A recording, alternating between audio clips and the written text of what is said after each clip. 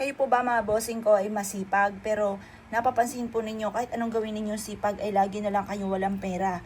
Meron po ako ituturo sa inyo po mga bossing ko. Mainam na subukan nyo po ito. Ito po mga bossing ko ay ang clove. Ito po ay nabibili mga bossing ko sa mga online. Ang spelling po nito ay C-L-O-V, Victory E. Yan po mga bossing ko ay maraming benepisyong dulot, ultimo sa mga remedies. Ito po mga bossing ko ay isa sa mga sangkap na nakakatulong sa akin ng pang-alis ng hilo sa vertigo mga bossing.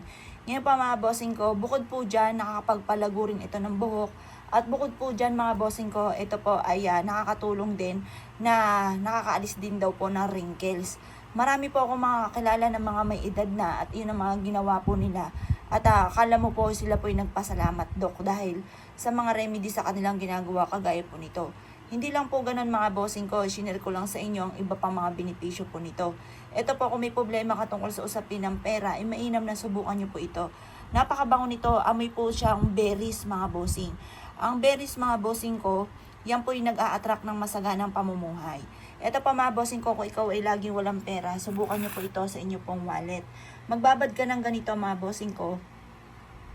At pagkatapos, kapag nababad nyo na at nag-brown na ang tubig, kumuha ka ng bulak at ipahid nyo sa inyo pong pitaka or sa inyo pong bag or sa lagay ng kaperahan po ninyo.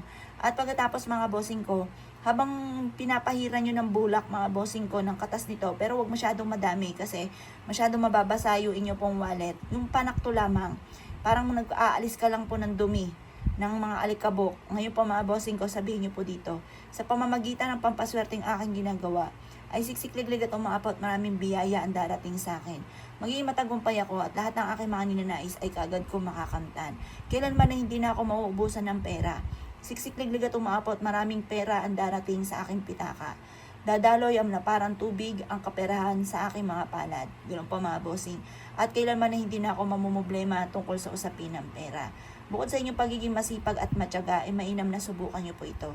Kayo mismo ay maa-amaze sa dami ng mga blessing na darating matapos nyo po itong gawin. Ito po isa sa mga paborito ko at hindi ako nagpapawala nito. Marami akong ganito mga bossing ko, sako-sako pa mga bossing. Ginagamit ko po ito sa ritual mga bossing ko. At minsan naman po pwede nyo po rin gawin na kumuha ka ng kalahating kalderong tubig. Pakuluan nyo po ito. Pag mainit na, saka nyo ilagay yung ating clove.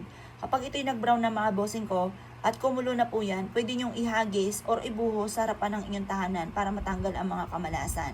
Or pwede nyo rin panglinis ng inyo pong sahig. Ganon din sa po sa inyo pong negosyo para araw-araw na magkaroon ka ng malaking benta. Kung never nyo pa itong hindi nagagawa, isubukan nyo po ito. At ito po yung makakatulong upang sa ganon, higit ka na swertehin lalo na tungkol sa usapin ng pera. Kaya kung kayo naniwala at nais nyo po itong gawin, ay siya mga boss. Good luck po sa inyo po lahat.